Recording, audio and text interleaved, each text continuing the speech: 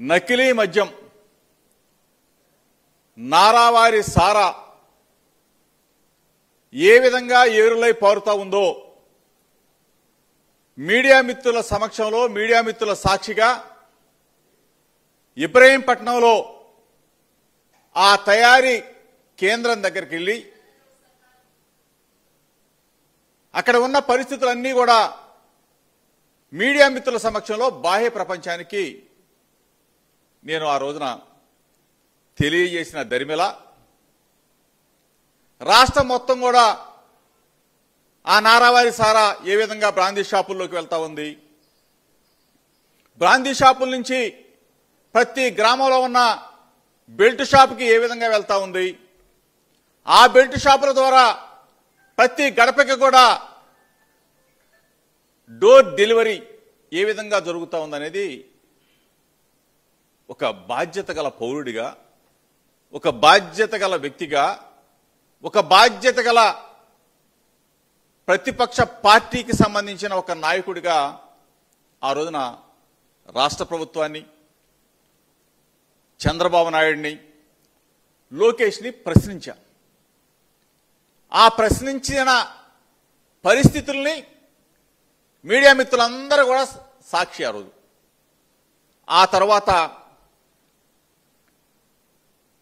ఏ విధంగా ఈ కేసుని డైవర్షన్ పాలిటిక్స్ డైవర్ట్ చేయాలన్న రూపంలో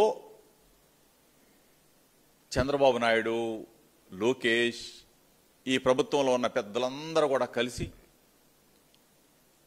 ఇబ్రహీంపట్నంలో జరిగితే, ఇబ్రహీంపట్నంలో అద్దేపల్లి జనార్దన్ అతని సంబంధించిన వాళ్ళు చేస్తే, జోగి రమేష్ అనే వ్యక్తి ఇబ్రహీంపట్నం కదా, ఈ డైవర్షన్ తీసుకెళ్లి జోగి రమేష్ని ఈ కేసులో ఇరికించాలి అని చెప్పేసి 20 రోజులుగా కథ, screen play, direction, action Chandrababu Naidu, Lokesh అసలు ఇంతగా దిగజారిపోయి, అసలు ఇంతగా దిగజారుతారా మీరు? ఈ స్థాయిలో జోగి రమేష్ని బదనామా చేయాలా, వైఎస్ఆర్ కాంగ్రెస్ పార్టీ మీద నింద వెయ్యాలా?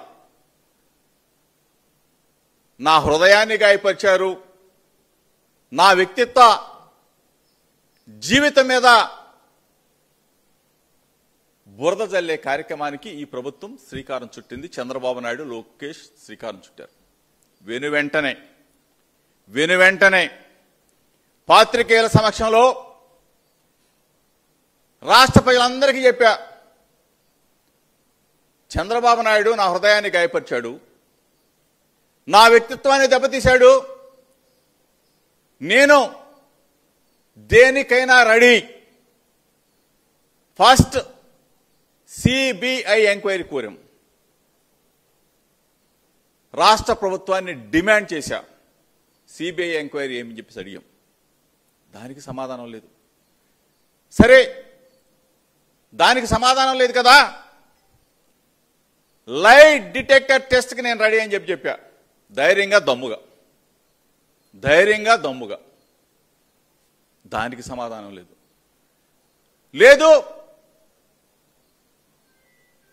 నా భార్యాబిడ్డలను తీసుకొని తిరుమల వెంకన్న సన్నిధికి వస్తా, చంద్రబాబు నాయుడు కుటుంబం, లోకేష్ కుటుంబం తిరుమల వెంకన్న సన్నిధి దగ్గరికి వచ్చి ప్రమాణం చేద్దామని చెప్పా. జోగి రమేష్ తప్పు చేశాడని ఒక్క మాట చెప్పు చంద్రబాబు నాయుడు, తిరుమల వెంకన్న దగ్గరకు వచ్చి ఏ శిక్షకైనా నేను రెడీగా ఉన్నానని చెప్పా. దానికి సమాధానం లేదు. అక్కడ దాకా నేను రాలేను అనుకుంటే అమ్మ కనకదుర్గమ్మ, బెజవాడ అమ్మ కనకదుర్గమ్మ సాక్షిగా, నా కుటుంబ సాక్షిగా నేను వస్తా, నువ్వు కూడా చంద్రబాబు, లోకేష్ ఇద్దరు కూడా మీ కుటుంబ సాక్షిగా రమ్మని చెప్పాడుగా. అక్కడ ప్రమాణం చేద్దామని చెప్పా. అక్కడికి రాలేదు. తిరుమల రాలేము, బెజవాడ అమ్మ కనకదుర్గమ్మ దగ్గరికి రాలేము అని అంటే నేనే నా కుటుంబం, నా భార్య బిడ్డలను తీసుకొని చంద్రబాబు నాయుడు గారి ఇంటికి వస్తాం, భగవద్గీత తీసుకొని జోగి రమేష్ ఈ నకిలీ మద్యం కుంభకోణంలో ఉన్నాడని ఒక్క మాట చెప్పు చంద్రబాబు నాయుడు, ఏ శిక్షకైనా నేను రెడీగా ఉన్నానని చెప్పా.